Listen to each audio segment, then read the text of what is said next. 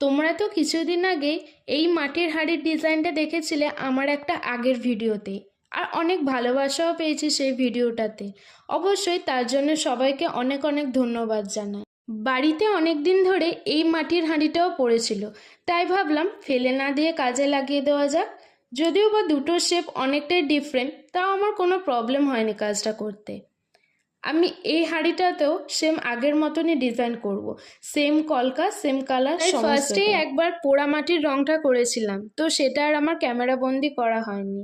তারপরেই আমি second coat করে নিলাম, যাতে রংটাও ভালোভাবে ফোটে আর কলকার ডিজাইনটাও যেন ভালোভাবে করা যায়। আর রংটা শুকানোর পরেই তার ওপর আগের মতন সেম কলকা ড্র করতে শুরু করলাম। তোমরা হয়তো অনেকেই ভাববে আমি সেম কেন করলাম। হ্যাঁ, অবশ্যই চাইলে আমি আলাদা করতেই পারতাম, কিন্তু এটার রিজনটা তোমরা ঠিক নেক্সট ভিডিওতেই দেখতে পাবে আমি কেন করেছিলাম।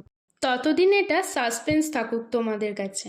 আর তোমাদের সাথে এই ভিডিওতে আমি ওপরের ফাঁকা জায়গাতে ভরাট করার জন্য যে কড়িগুলো তৈরি করেছিলাম ক্লে দিয়ে, সেটার একটা ছোট ক্লিপ আমি অ্যাড করে দিয়েছি তোমাদের সুবিধার জন্য। তার পরের ভিডিওতে শেয়ার করব এই সেম দুটো মাটির হাঁড়ি দিয়ে আমি কি করব। তো আজকের মতন এতটাই, পরের ভিডিওতে দেখা হচ্ছে আবারও। ভিডিওটা ভালো লাগলে লাইক, কমেন্ট, শেয়ার করো। আর হ্যাঁ, নতুন নতুন ক্রিয়েটিভ ভিডিও দেখতে চাইলে পেজটা ফলো করে পাশে থেকো। বাই।